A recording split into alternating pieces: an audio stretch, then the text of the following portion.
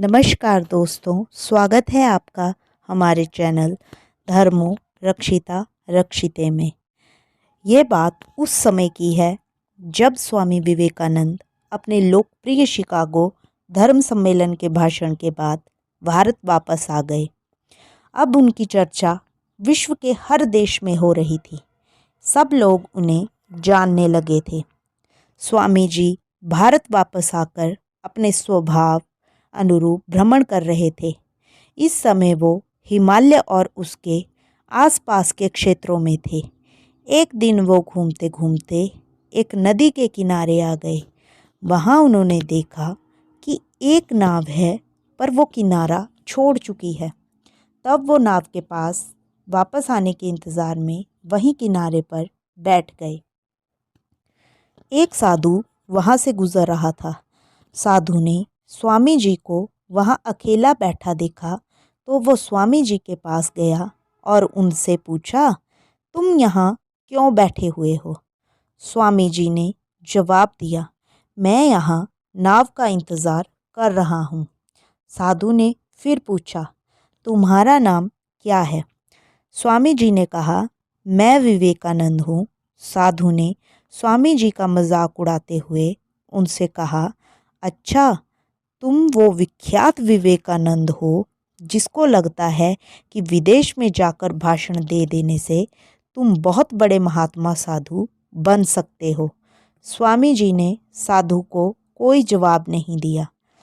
फिर साधु ने बहुत ही घमंड के साथ नदी के पानी के ऊपर चलकर अपनी शक्ति का प्रदर्शन किया। कुछ देर तक चलने के बाद साधु ने स्वामी जी से कहा, क्या तुम मेरी तरह पानी पर पैदल चलकर इस नदी को पार कर सकते हो?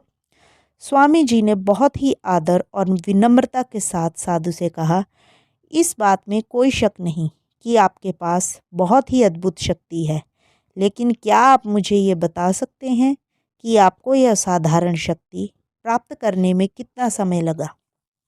बहुत ही अभिमान के साथ साधु ने जवाब दिया, ये बहुत ही कठिन कार्य था। मैंने 20 सालों की कठिन तपस्या और साधना के बाद ये महान शक्ति प्राप्त की है। साधु का ये बताने का अंदाज बहुत ही अहंकार भरा था। ये देखकर स्वामी जी बहुत ही शांत स्वर में बोले, आपने अपनी ज़िंदगी के 20 साल ऐसी विद्या को सीखने में बर्बाद कर दिए जो काम एक नाव 5 मिनट में कर सकती है।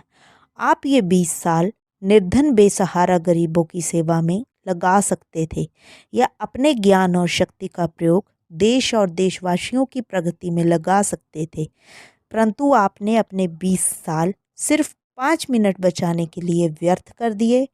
ये तो कोई बुद्धिमानी नहीं है। साधु सिर झुकाए खड़ा रहा और स्वामी जी नाव में बैठकर नदी के दूसरे किनारे पहुंच गए। दोस्तों, ज्ञान और शक्ति का सही प्रयोग आवश्यक है। किसी शक्ति को प्राप्त करके यदि हम उस पर घमंड करते हैं तो ये मूर्खता है। शक्ति का सही जगह पर सही इस्तेमाल करना ही वास्तविकता में बुद्धिमानी है। अगर आपको हमारी ये कहानी पसंद आई हो तो हमारी वीडियो को लाइक करें और हमारे चैनल को ज़रूर सब्सक्राइब करें। राधे राधे।